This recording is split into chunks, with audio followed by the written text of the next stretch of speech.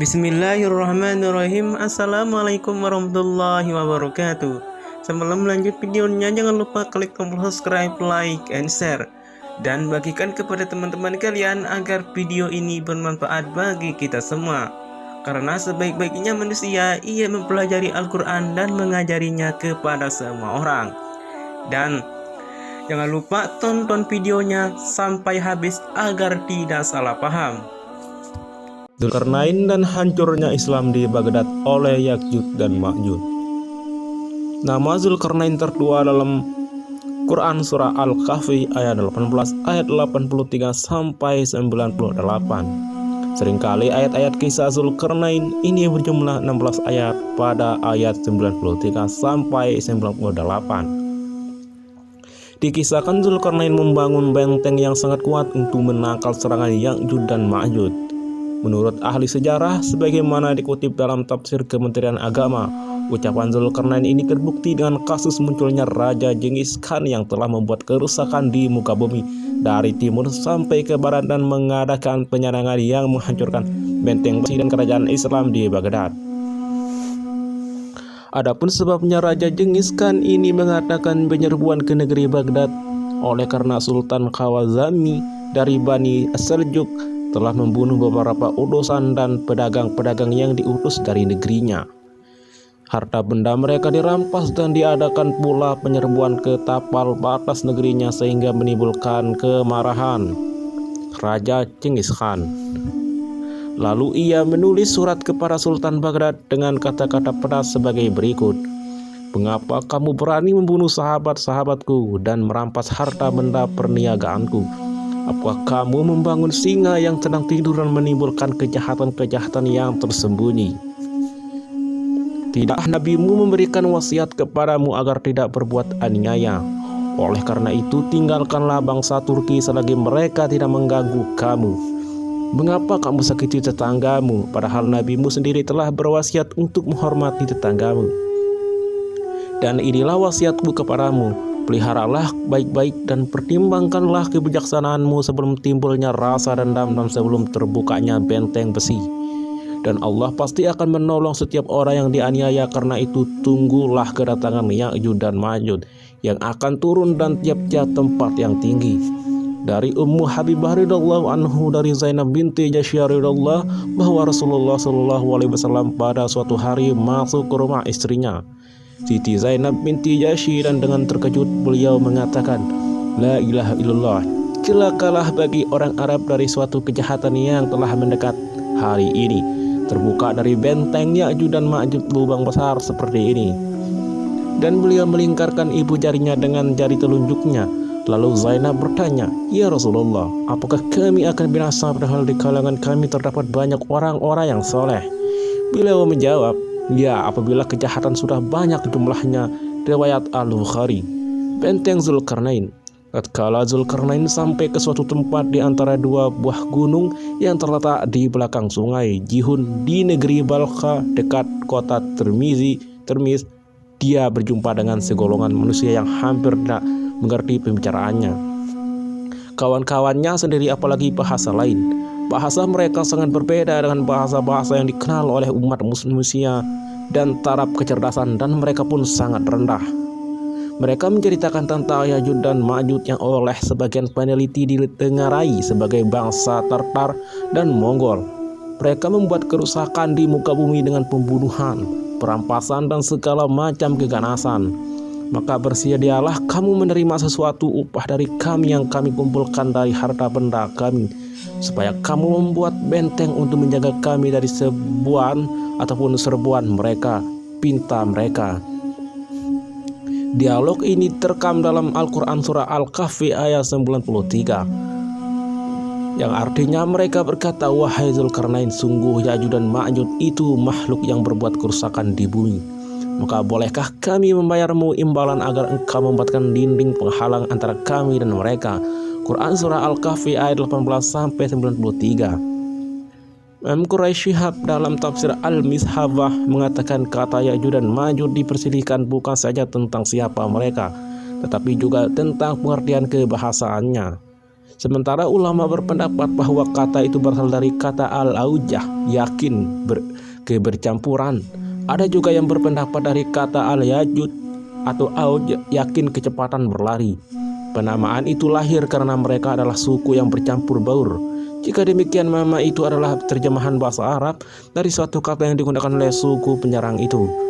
Ada juga berpendapat bahwa kata tersebut asli dari bahasa Cina yang berubah pengucapannya dalam bahasa Arab. Tahabatabai menulis bahwa dalam bahasa Cina ataupun Cina, kata tersebut adalah mungkuk atau muncuk. Mereka adalah putra Adam, yakin Yapis, leluhur orang Turki. Ada juga yang berpendapat mereka adalah orang-orang Mongol, salah seorang penganut paham ini adalah Tahabatabai. Sedang Tahabar Ibnu Ansyur cenderung memahami Ya'juj dan Ma'juj adalah aneka suku atau suatu bangsa yang memiliki dua suku besar, yaitu Tatar dan Mongol. Atau asal mereka adalah Ya'juj, lalu suku-sukunya disebut dengan berbagai nama, antara lain Ya'juj, Tatar, Turkuman, dan Turki. Demikian sedikit dari banyak pendapat tentang mereka, tutur Quraisy Shihab. Mendapatkan tawaran akan upah, Zulkarnain pun menjawab, apa-apa yang telah Allah kurniakan kepadaku, yaitu ilmu, pengetahuan yang cukup, kerajaan besar, kekuasaan yang luas, dan kekayaan yang melimpah ruah, itu adalah lebih baik daripada upah yang kamu sodorkan kepadaku. Maka kami ucapkan terima kasih atas segala kebaikanmu itu, dan aku hanya memerlukan bantuan kekuatan tenaga manusia dan alat-alat agar aku dapat membuatkan benteng antara kamu dan mereka.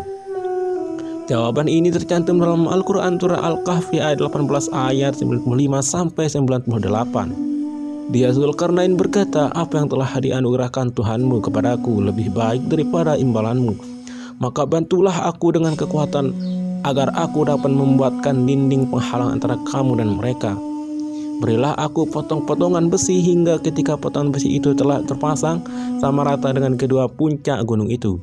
Dia Zulkarnain berkata, tiuplah api itu. Ketika besi itu sudah menjadi merah seperti api, dia pun berkata, berilah aku tembaga yang mendidih agar kutuangkan ke atasnya besi panas itu.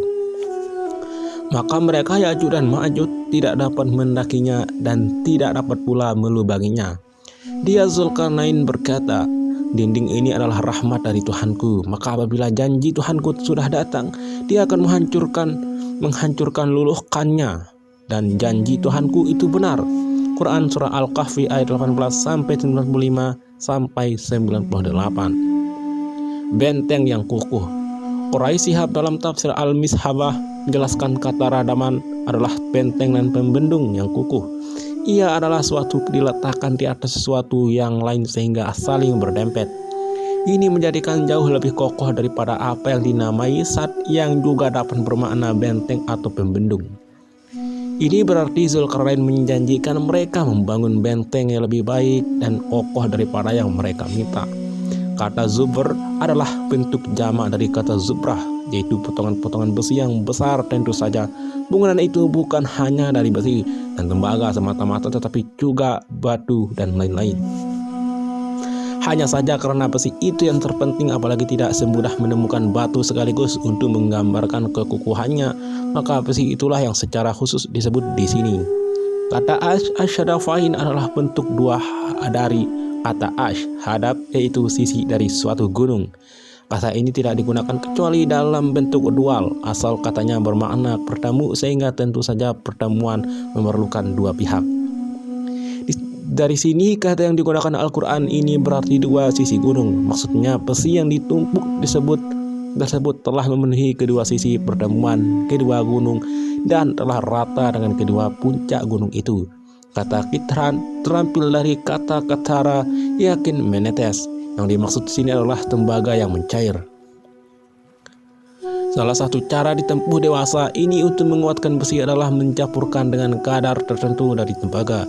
Dengan demikian petunjuk yang diberikan Allah kepada Zulkarnain itu dan diabadikan dalam kitab suci Al-Quran ini merupakan salah satu hakikat yang mendahului penemuan ilmiah sekian abad lamanya. Setelah dinding yang berlapis-lapis itu selesai terbangun dan masyarakat pun menerima dengan penuh sukacita, Zulkarnain bersyukur kepada Allah Subhanahu wa taala. Hancurnya benteng, Allah Subhanahu wa taala berfirman, Dan pada hari itu kami biarkan mereka Ya'juj dan Ma'juj berbaur antara satu dengan yang lain. Dan apabila sangkakala ditiup bagi akan kami kumpulkan mereka semuanya. Quran Surah Al-Kahfi ayat 99. Pada hari hancurnya benteng besi itu, maka keluarlah Ya'juj dan Ma'juj, muncul dari belakang benteng gelombang demi gelombang, merusak tanaman dan harta benda seperti yang tersebut dalam firman Allah, hingga apabila tembok Ya'juj dan Ma'juj dibukakan dengan mereka turun dengan cepat dari seluruh tempat yang tinggi. Quran Surah Al-Anbiya ayat 21 sampai 96. Pada hari terbukanya tembok itu, kami biarkan mereka bercampur aduk dalam keadaan kacau balau. Kemudian situasi itu akan mengingatkan penghuni bumi ketika ditiup sangkakala oleh malaikat Israfil pada hari kiamat, lalu dikumpulkan mereka di padang mahsyar untuk diadili sesuai dengan firman Allah. Katakanlah, ya sesungguhnya orang-orang yang terdahulu dan yang kemudian pasti semua akan dikumpulkan pada waktu tertentu pada hari yang sudah dimaklumi. Quran Surah Al-Waqiah ayat 56, 49 sampai 50. Dan berfirman Allah, dan tinggalkanlah pada hari ketika kami perjalankan gunung-gunung dan engkau akan melihat bumi itu rata dan kami kumpulkan mereka seluruh manusia dan tidak kami tinggalkan seseorang pun dari mereka. Quran Surah Al-Kahfi ayat 18 sampai 47.